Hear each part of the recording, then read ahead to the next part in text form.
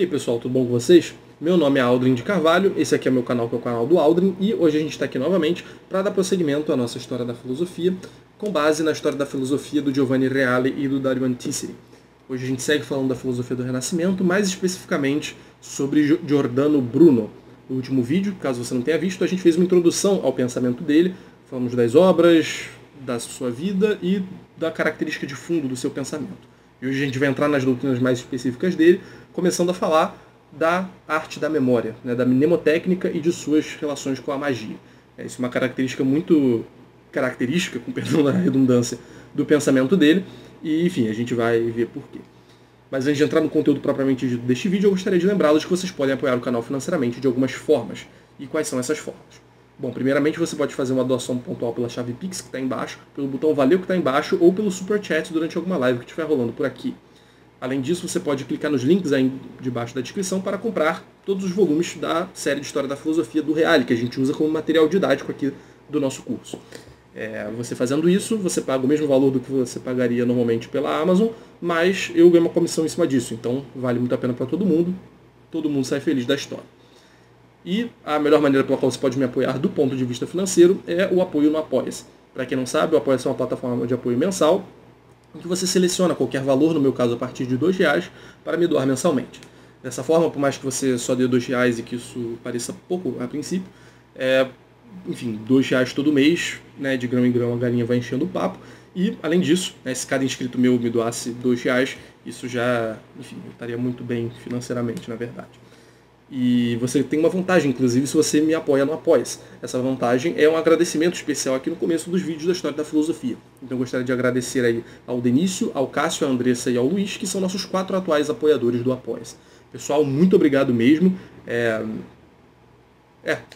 Por causa de vocês que eu continuo tendo ânimo aqui para continuar gravando os vídeos. E, enfim, é isso. Se você está aí e ainda não apoia, sinta-se convidado a apoiar também. Mas, enfim, vamos para o vídeo.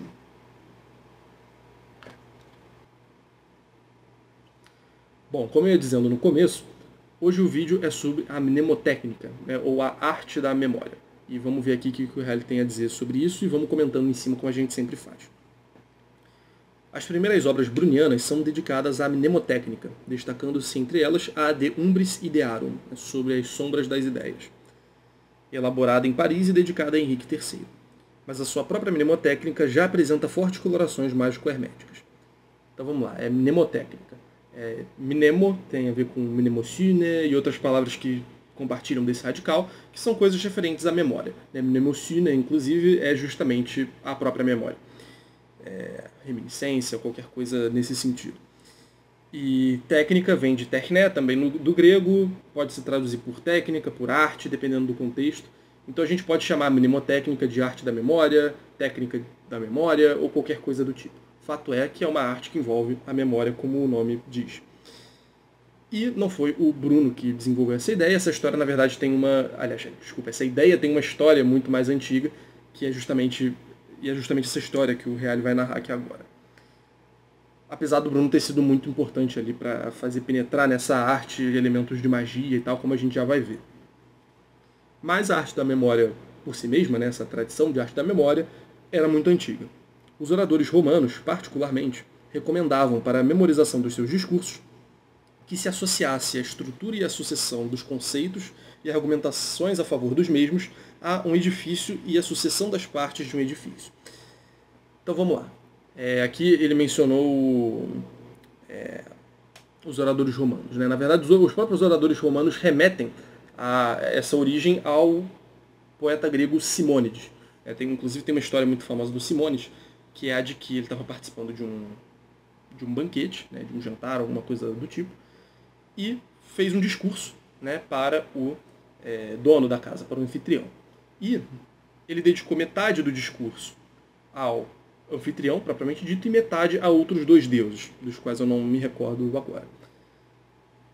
E, no que ele terminou esse discurso, ele foi elogiado, naturalmente, pela qualidade do discurso, mas o anfitrião só lhe deu metade do que deveria ter dado pelo discurso.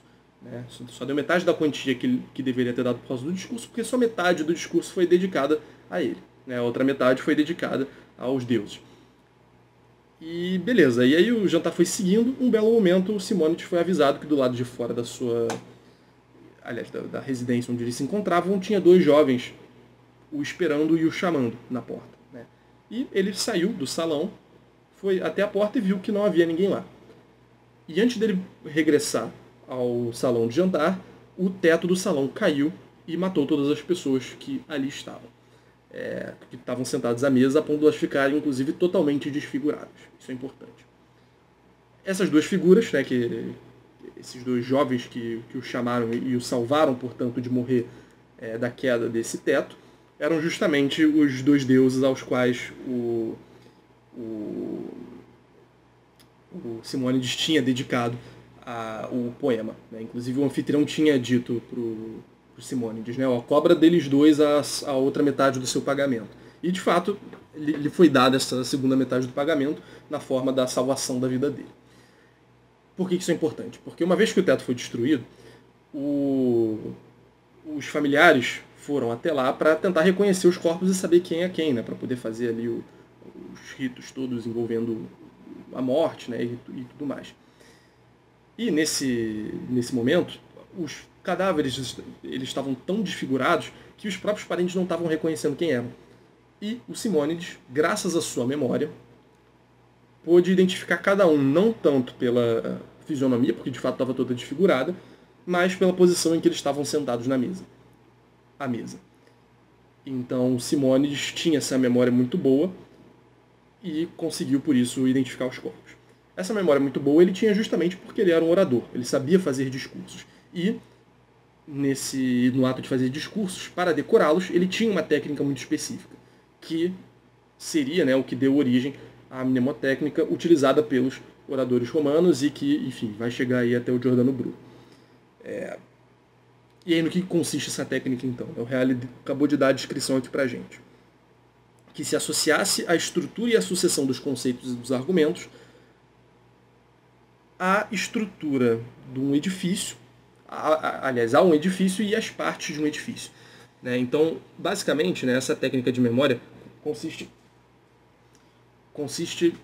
basicamente em você associar coisas de que você quer lembrar a lugares dos quais você já se lembra.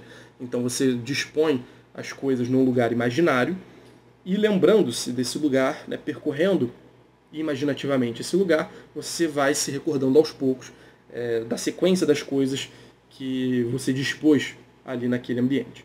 Então, nesse caso, se um orador quisesse fazer um discurso, um argumento para provar alguma coisa, um argumento com várias etapas, para ele não se esquecer de nada, seria melhor que ele aplicasse essa técnica e se imaginasse num lugar, percorrendo um corredor e passando por esses argumentos e vendo esses argumentos, e de modo que ele fosse, à medida em que andasse, fosse lembrando desses conceitos e argumentações e tal, que ele traria para fora no momento do discurso. Né? Então, por isso que é a arte da memória, né? Justamente essa arte de você usar de lugares, de esquemas, para encaixar nesse esquema, né? Ou nesse lugar, coisas das quais você quer se lembrar, visando facilitar a lembrança dessas coisas. Aqui ele dá um exemplo de um edifício, né? Enfim, isso foi muito usado pelos oradores romanos, Quintiliano, Cícero citam aí essa história do Simônides. E na Idade Média, Raimundo Lúlio já havia desenvolvido a mnemotécnica, não só procurando definir normas destinadas a favorecer a memorização, identificando uma precisa escansão das regras da mente, mas também procurando identificar a coordenação dessas regras da mente com a estrutura do real. Então vamos lá, depois do Simônides, depois dos oradores romanos, essa técnica entrou na Idade Média, até Tomás de Aquino fala disso, Roberto Magno, são figuras importantes para o desenvolvimento disso também. Mas essa mnemotécnica foi se tornando bastante racionalizada.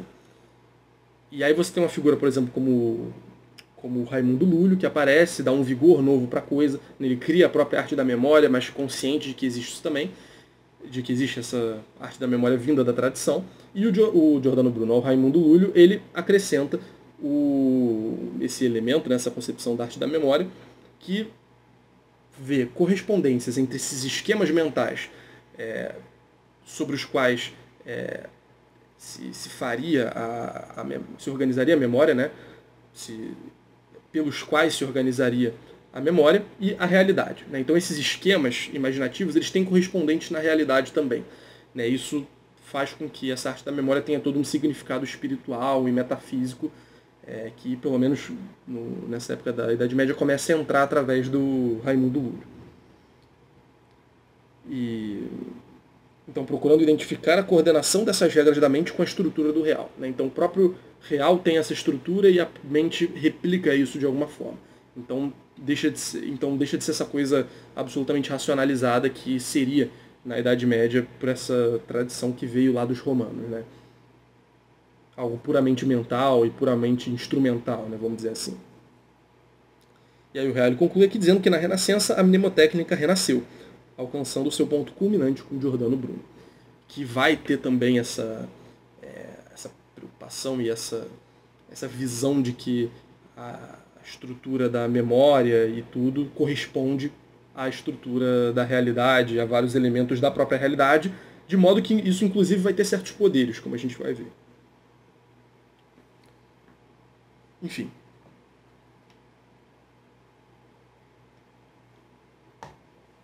Além disso, no De Umbris Idearum, Bruno vincula-se expressamente a Hermes Trismegisto, convencido de que a religião egípcia era melhor do que a cristã, enquanto é a religião da mente, que se realiza superando o culto ao sol, imagem visível do sol ideal que é o intelecto. Algumas coisas para salientar desse parágrafo aqui. Então na mesma obra em que ele fala da mnemotécnica, ele também se associa diretamente ao hermetismo. Então a gente vai ver que é uma arte da memória preenchida, né, e revigorada por esses elementos herméticos que entram aí, que não estavam presentes na tradição da arte da memória. Ao menos não dessa, da Idade Média, dos oradores romanos. E isso no Giordano Bruno ganha esse a mais aí, né? E ele estava convencido de que a religião egípcia, entre aspas, era melhor do que a cristã. E aqui ele coloca egípcio entre aspas pela razão que eu já acenei no último vídeo, né? É egípcio entre aspas porque está baseado num conjunto de textos que se desenvolveu ali no contexto helenístico, séculos I, II, III depois de Cristo. Então, enfim, é um texto bastante helenizado, não tem nada de puramente egípcio ali. Mas ele estava convencido de que essa religião era melhor do que a cristã, enquanto a religião da mente que se realiza superando o culto ao sol, imagem visível do sol ideal que é o intelecto. No hermetismo, como eu já disse também no último vídeo, e outras vezes também provavelmente, o sol ele é a imagem do intelecto divino no mundo, né? Isso no contexto do hermetismo, né? Então ele veria isso aí como uma razão superior, né? A partir do sol você chega à contemplação do intelecto divino, alguma coisa nessa direção. E de novo, tudo isso aí então vai penetrar nessa ideia de arte da memória dele. As sombras das ideias, que é o que dá título ao livro, né, sobre as sombras das ideias, De Umbris Idearum, não são as coisas sensíveis, mas muito mais, no contexto bruniano, as imagens mágicas que refletem as ideias da mente divina e das quais as coisas sensíveis são cópias. Então, o que ele está chamando de sombras das ideias, alguém poderia pensar que sombras das ideias são as coisas sensíveis. A gente está acostumado a pensar platonicamente, né? Então, há as ideias e há as coisas que correspondem a essas ideias de maneira inferior, de maneira mais imprecisa, de maneira relativa, e que, portanto, são sombras, né, ou são como sombras das ideias. Essa analogia é possível, né, você pode descrever dessa forma, né, tem certas vantagens, descrever a relação entre as coisas sensíveis e as ideias, mas não é disso que o Bruno está falando aqui. As sombras das ideias são muito mais as imagens mágicas, que refletem as ideias da mente divina e das quais as coisas sensíveis são cópias. Então, há certas imagens mágicas. Vejam, ele não nega que as coisas sensíveis são cópias, né, dos paradigmas eternos, né, das ideias. Mas as sombras das ideias, na verdade, são essas imagens mágicas que refletem as ideias da mente divina. E, imprimindo na mente essas imagens mágicas, as sombras das ideias, obtém-se então como que um reflexo do universo inteiro na mente. Então, vejam, né, essas imagens mágicas são justamente um correspondente daquilo que está na mente divina na nossa mente. Então, esse processo de memória também vai ter essa função de pegar essas ideias divinas de fato, essas coisas tão fundamentais da estrutura do real, que estruturam o próprio real, né, são princípios de estruturação do próprio real, e ter um correspondente delas na nossa mente, na nossa na nossa memória. Então, fazendo então com que a nossa memória, né, a nossa mente tenha uma estrutura análoga a desses paradigmas eternos. E assim você obtém um reflexo do universo inteiro na mente, né? Porque as ideias divinas, elas causam o universo todo. Elas são o paradigma do universo todo. Então, se você tem uma imagem dessas ideias que originam o universo todo na sua mente, na sua alma, você, consequentemente, né, por extensão, tem também uma imagem do próprio universo como um todo na sua alma. E aí, uma vez que você então imprime essas imagens na sua alma, adquire-se deste modo não apenas uma potencialização maravilhosa da memória, mas também fortalecimento da capacidade operativa do homem em geral. Então isso tem um caráter transformador da vida humana, da vivência humana, do contato do homem com o mundo, da visão que o homem tem da realidade, né? Essa adequação do intelecto à realidade, essa estrutura íntima do real, teria vantagens que cobrem todas as operações humanas. Então o homem se aperfeiçoa, de fato, a partir disso em todos os aspectos. Mas destaque especial aqui para a questão da memória, né? Mas em tudo o homem vai melhorar por causa disso. A obra apresenta uma série de relações de imagens com base nas quais Bruno organiza o sistema da memória e, como Fitino já começara a fazer, dá fundamentos plotinianos à sua construção. Então vejam, influência do neoplatonismo aí também. E, enfim, de novo, né, vem essa coisa imagética da organização da memória, com imagens, com lugares, e que, de novo, né, não é puramente uma racionalização e um artifício para ajudar a lembrar das coisas. Tem toda uma dimensão existencial aí, de corresponder à estrutura do real e essa coisa toda que eu estou falando. É uma dimensão verdadeiramente mágica. Mágica e mística, talvez, se a gente quiser dizer. O Bruno Parisiense, portanto, com essa obra dedicada propriamente a Henrique III, se apresenta como expoente e renovador da tradição mágico-hermética, inaugurada por Fitino, mas em sentido muito mais radical, ou seja, no sentido de que não lhe interessa mais a conciliação fitiniana dessa doutrina com a dogmática cristã, decidido que estava a trilhar até as últimas consequências esse caminho. Isso é algo que ele já disse anteriormente, né? Mas no último vídeo. E que, enfim, é isso, né? O Bruno deve muito ao Fitino, é continuador dessa tendência de trazer à tona o hermetismo e valorizá-lo, mas não chega a ponto de... enfim, o Fitino não chega a ponto de romper com o cristianismo ou de atenuar o cristianismo em detrimento de ampliar o seu hermetismo em detrimento do cristianismo. Não, ele é conciliador, né? O Fitino é primeiramente cristão. E aqui o Bruno hermético não está interessado em fazer conciliação coisa nenhuma.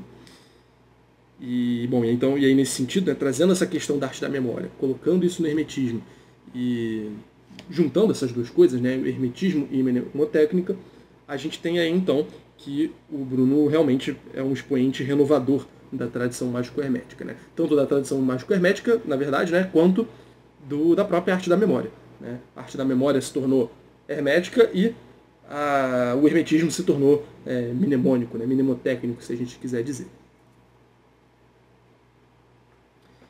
E bom, pessoal, esse foi o vídeo então. Eu espero muito que vocês tenham gostado. Espero vocês na próxima aula para a gente falar da cosmologia do Giordano Bruno, da metafísica dele, da estrutura do real que ele concebe. E bom, é isso. Lembrem-se de apoiar o canal financeiramente aí por todas as vias que eu sempre peço para vocês apoiarem. Além disso, deixem um like aí embaixo, inscrevam-se no canal, comentem alguma coisa, favoritem o vídeo e, o mais importante de tudo, sempre, divulguem o vídeo para que vocês acharem que possa se interessar. Isso é muito, muito, muito importante mesmo. Tá bom? Assim a gente divulga a filosofia, divulga esse período da filosofia muito pouco discutido, né, muito pouco conhecido pelas pessoas. E é isso. E aí vocês ajudam a dar sentido para o meu trabalho que eu faço aqui no YouTube. Tá bom? Obrigado, gente. Um abração. Valeu!